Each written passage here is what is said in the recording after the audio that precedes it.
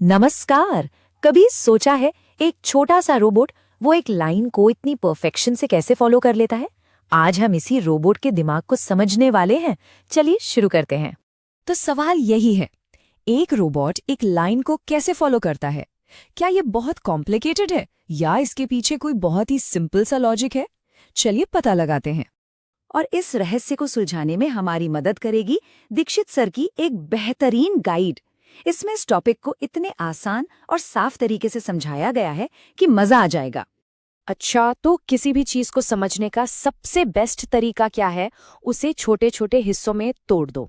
तो सबसे पहले इस रोबोट के बेसिक पार्ट्स को जान लेते हैं।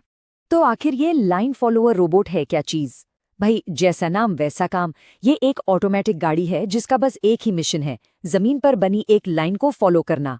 ज्यादातर ये सफेद जमीन पर एक काली लाइन होती है, पर इसका जो लॉजिक है ना, वो बड़ा पावरफुल है। अब देखिए, कोई भी लाइन फॉलोअर रोबोट हो, उसके बस 3 मेन हिस्से होते हैं।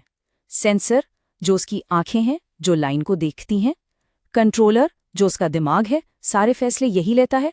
और मोटर, जो उसके पहिए हैं, जो दिमाग के फैसलों पर अमल करते हैं। आंखें, दिमाग और पहिए, है ना? कितना सिंपल। तो सबसे पहला सवाल, ये रोबोट देखता कैसे है? मतलब इसकी आंखों के पीछे का सीक्रेट क्या है?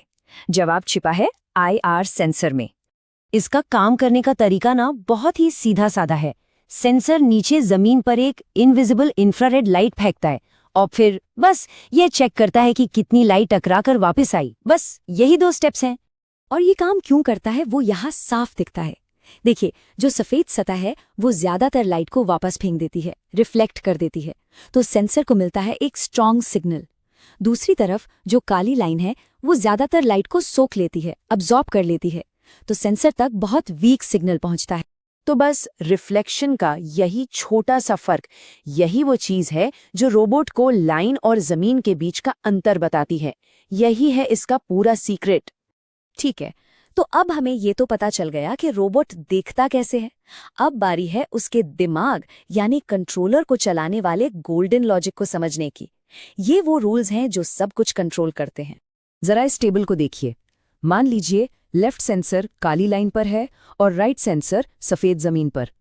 तो रोबोट समझ जाता है कि उसे लेफ्ट मुड़ना है। इसका उल्टा हो तो वो राइट मुड़ता है। अगर दोनों सेंसर्स सफेद जमीन देख रहे हैं, मतलब रास्ता साफ है, तो वो सीधा आगे बढ़ता है। और अगर दोनों ही काली लाइन पर आ जाएं, तो वो रुक जाता है। बस यही 4 सिंपल रूल्स पूरे रोबोट को चलाते हैं। अच्छा, तो एक छोटा सा सवाल, इसी लॉजिक के हिसाब से सोचिए, जब दोनों सेंसर सफेद सतह को देखेंगे तो क्या होगा? रोबोट को क्या करना चाहिए? एकदम सही, वो सीधा आगे बढ़ेगा। इससे पता चलता है कि रोबोट हमेशा लाइन पर बने रहने की कोशिश में है, और जब वो सही रास्ते पर होता है तो फुल स्पीड में आगे बढ़ता है। तो अब ये देखते हैं कि ये जो लॉजिक है ये असल कोड में कैसे बदलता है। और हाँ, घबराने की बिल्कुल जरूरत नहीं, ये बहुत ही आसान है। कोडिंग से अक्सर लोग डरते हैं, पर ये कोई डरावनी चीज नहीं है। ये तो बस उन नियमों को एक ऐसी भाषा में लिखने का तरीका है जिसे रोबोट का दिमाग, मतलब कि कंट्रोलर, समझ सके।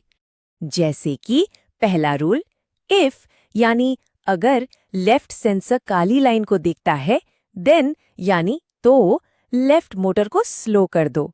अब जैसे ही एक मोटर स्लो होगी, रोबोट उसी तरफ मुड़ जाएगा और वापस लाइन पर आ जाएगा। और बिल्कुल यही लॉजिक दूसरी तरफ भी काम करता है। If right sensor Kali line को देखता है, देन राइट मोटर को स्लो कर दो और रोबोट राइट की तरफ मुड़ जाएगा। और बस यही तो है प्रोग्रामिंग का मशहूर इफ एल्स लॉजिक। मतलब अगर एक कंडीशन पूरी हो तो ये करो, वरना कुछ और करो। देखा, हमने इसे एक रोबोट के एग्जाम्पल से कितनी आसानी से समझ लिया। तो सवाल ये है कि ये सब जानना इतना जरूरी क्यों है? वो इसलिए क्योंकि ये सिंपल सा लॉजिक सिर्फ खिलौने वाले रोबोट्स तक ही नहीं है। ये असल दुनिया की बहुत बड़ी बड़ी और इम्पॉर्टेंट टेक्नोलॉजीज को पावर देता है। सोचिए, बड़ी बड़ी फैक्ट्रियों के कन्वेयर बेल्ट्स, अमेज़न जैसे बड़े बड़े वेयरहाउसेज में दौड़ते हुए रोबोट्स, और यहाँ तक कि अस्पतालों में सामान पहुँचाने वाले ऑटोमेटिक गाइडेड व्हीकल्स, ये सब के सब इसी बेसिक सेंसर बेस्ड लॉजिक पर काम करते हैं। इसीलिए इस फंडामेंटल कॉन्सेप्ट को समझना इतना इम्पॉर्टेंट है। ये एडवांस्ड रोबोटिक्स और ऑटोमेशन की दुनिया का समझ लीजिए पहला और सबसे जरूरी कदम है।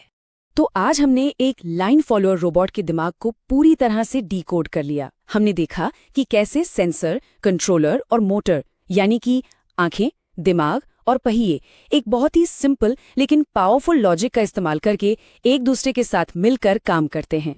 लेकिन जाते जाते एक सवाल, ये लॉजिक सिंपल है और काम भी करता है, पर क्या ये सबसे बेस्ट है?